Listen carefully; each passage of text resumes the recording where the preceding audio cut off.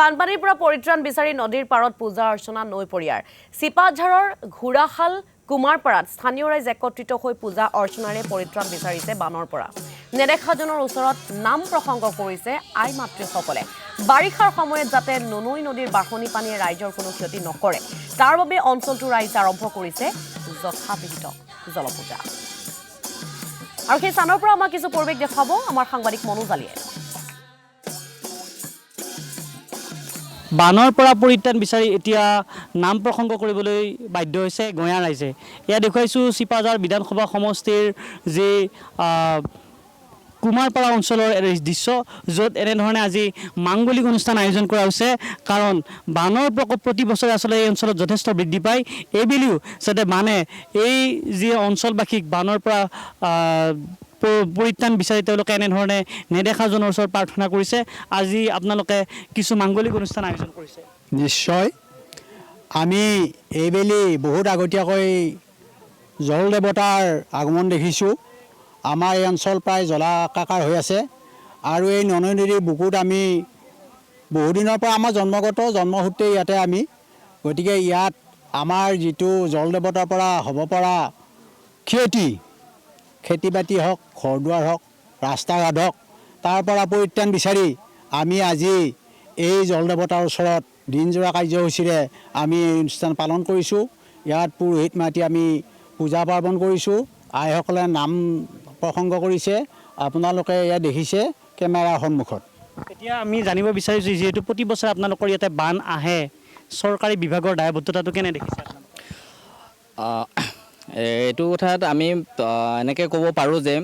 যিহেতু আমাৰ এই অঞ্চলটো বিশেষকৈ আমাৰ ননৈ নদীখনে আমাৰ আয়ুস ৰেখা বুলি ক'লেও আমাৰ বহুত ভুল কৰা নহয় আৰু আমাৰ ননৈ নদীখনৰ বাৰিষা সময়ত তীব্ৰ ৰূপ ধাৰণ কৰে আৰু ইতিমধ্যে আপোনালোকে যদি অকণমান ভালকৈ চাই আমাৰ পিছফালে এতিয়া তাতে পাৰ্কোপাইন লগোৱা আছে আমাৰ নদীৰ গড়াত পাৰ্কোপাইন লগোৱা আছে কিন্তু আপোনালোকে দেখিছে যে মথাউৰি আৰু নদীৰ মাজত খুব বহুত বেছি এটা দূৰত্ব নাই একদম নদী আৰু মথাউৰিয়ে মানে মথাউৰিয়ে নদীৰ গঢ়া হৈ আছে এতিয়ালৈকে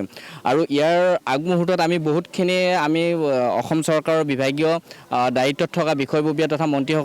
মন্ত্ৰীৰ লগত আমি আলোচনা কৰিছিলোঁ বা তেওঁলোকক আমি কথাখিনি কৈছিলোঁ কিন্তু আমি যিমানখিনি মানে সুবিধা পাব লাগিছিলে এই হেৰিটোৰ পৰা এই ননৈ নদীৰ এই বানপানীৰ এই পৰিত্ৰাণ বিচাৰি আমি যিমানখিনি মানে চৰকাৰৰ পৰা আমি সুবিধা পাব লাগিছিলে সেই হিচাপে আমি সুবিধা পাব পৰা নাই আৰু ইতিমধ্যে আপোনালোকে জানে যে ইয়াৰ 2-3 বছৰ আগতেও আমাৰ চেঙেলীয়াৰ অঞ্চলত কি হৈছে পশ্চিম ফালৰ মথাউৰি 2-3 বাৰ ভাঙি ছিঙি গৈছে আৰু আমাৰ পূব ফালৰ মথাউৰিটো আগতে 2-3 বাৰ ভাঙিছে কিন্তু আমাৰ নদীৰ পাৰৰ আমি বাসিন্দা হিচাপে আমি এইটো কথা ক'ব বিচাৰোঁ যে আমাক যাতে চৰকাৰে এতিয়াতকৈ আৰু বেছি উন্নত ধৰণৰ কিছু প্ৰযুক্তিগতভাৱে আমাক এই নদীৰ গৰাখহনীয়াটো ৰোধ কৰাৰ ক্ষেত্ৰত তেওঁলোকে কিছু সহায় সহযোগিতা আগবঢ়ায় মই দেখুৱাইছোঁ এইসকল লোক যিসকল লোক বৰ্তমান এনেধৰণে মাংগলিক অনুষ্ঠান আয়োজন কৰিবলৈ বাধ্য হৈছে তেখেতসকলে যিহেতু মথাউৰি আৰু তেওঁলোকৰ ঘৰৰ ব্যৱধান অতিকে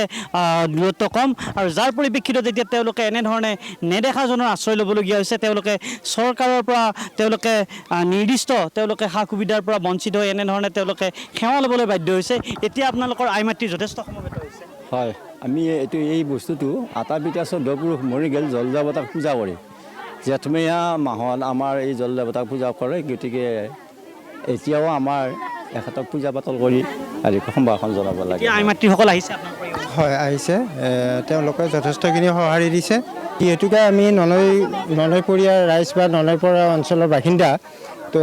এটাই আমাৰ ননৈ নদীক আশীৰ্বাদ বিচাৰি কিনে পূজাটো কৰা হয় কি যাতে একো অমংগল নহয় কোনো মানুহৰ যাতে একো হাই বিঘিনি নহয় কাৰণ কিয় ইয়াতে যদি বানপানী হয় তেতিয়াহ'লে প্ৰথম চবচে ডাঙৰ কথাটো হ'ল আমাৰ ইয়াতে যাতায়াতৰ অসুবিধা হয়তো আপোনালোকে দেখাই পাইছে দেখি আহিছে তো যাতায়াতৰ অসুবিধা যাৰ ফলত নেকি ধৰক কিবা এটা অসুবিধা হোৱাৰ লগে লগে মানে আমাৰ অহা যোৱাটোৰ কমিউনিকেশ্যনটো সম্পূৰ্ণভাৱে বন্ধ হৈ যায় এনেধৰণে হয় মনোজালি সেই অঞ্চলটোৰ ৰাইজৰ প্ৰতিক্ৰিয়া শুনোৱাৰ বাবে আপোনাক এই মুহূৰ্তত আমি ধন্যবাদ জ্ঞাপন কৰিছোঁ